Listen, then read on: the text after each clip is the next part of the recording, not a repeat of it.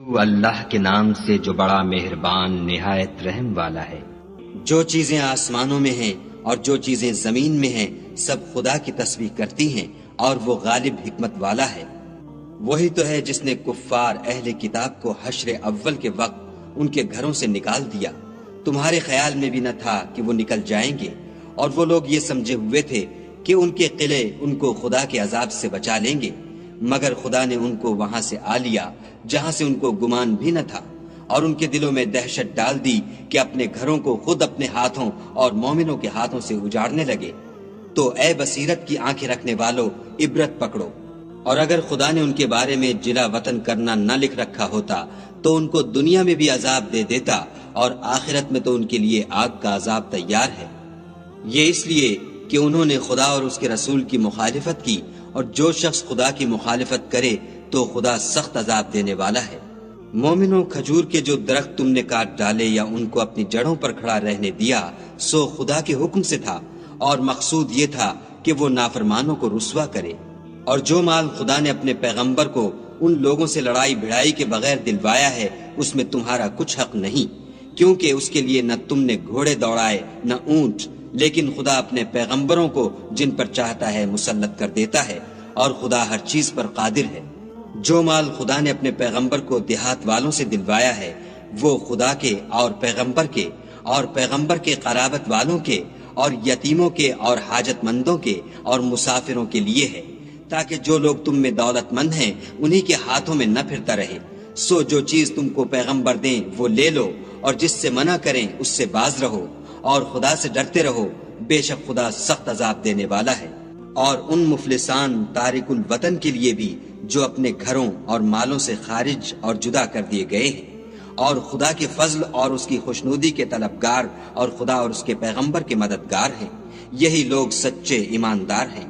اور ان لوگوں کے لیے بھی جو مہاجرین سے پہلے ہجرت کے گھر یعنی مدینے میں مقیم اور ایمان میں مستقل رہے، اور جو لوگ ہجرت کر کے ان کے پاس آتے ہیں ان سے محبت کرتے ہیں، اور جو کچھ ان کو ملا اس سے اپنے دل میں کچھ خواہش اور خلش نہیں پاتے،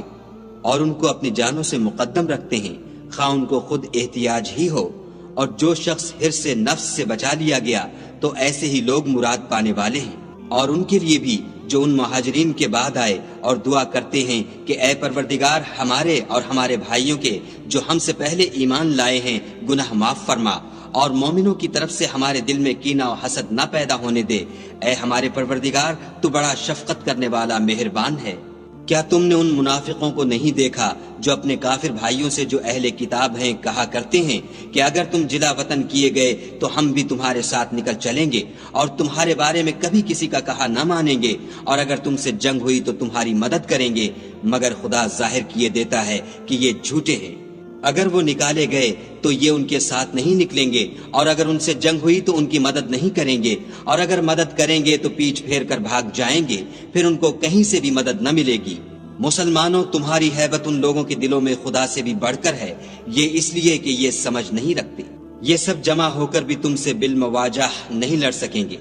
مگر بستیوں کے قلعوں میں پناہ لے کر یا دیواروں کی اوٹ میں مستور ہو کر ان کا آپس میں بڑا رعب ہے۔ تم شاید خیال کرتے ہو کہ یہ اکٹھے اور ایک جان ہیں، مگر ان کے دل پھٹے ہوئے ہیں، یہ اس لیے کہ یہ بے عقل لوگ ہیں۔ ان کا حال ان لوگوں کا سا ہے جو ان سے کچھ ہی پیشتر اپنے کاموں کی سزا کا مزہ چکھ چکے ہیں، اور ابھی ان کے لیے دکھ دینے والا عذاب تیار ہے۔ منافقوں کی مثال شیطان کی سی ہے کہ انسان سے کہتا رہا کہ کافر ہو جا، جب وہ کافر ہو گیا تو کہنے لگا کہ مجھے تجھ سے کچھ سروکار نہیں، مجھ کو تو خدا رب العالمین سے ڈر لگتا ہے۔ تو دونوں کا انجام یہ ہوا کہ دونوں دوزخ میں داخل ہوئے، ہمیشہ اس میں رہیں گے، اور بے انصافوں کی یہی سزا ہے۔ اے ایمان والو، خدا سے ڈرتے رہو، اور ہر شخص کو دیکھنا چاہیے کہ اس نے کل یعنی فردائے قیامت کے لیے کیا سامان بھیجا ہے، اور ہم پھر کہتے ہیں کہ خدا سے ڈرتے رہو،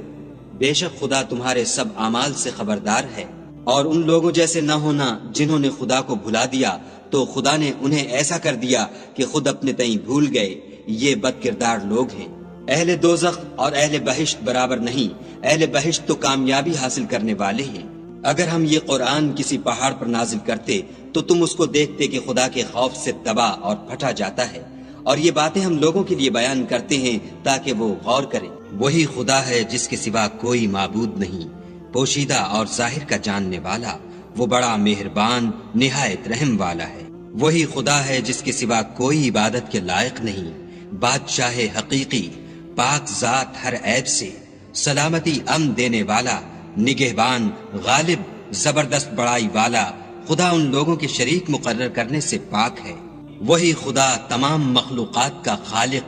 ایجاد و اختراع کرنے والا، صورتیں بنانے والا۔ اس کے سب اچھے سے اچھے نام ہیں۔ جتنی چیزیں آسمانوں اور زمین میں ہیں سب اس کی تسبیح کرتی ہیں، اور وہ غالب حکمت والا ہے۔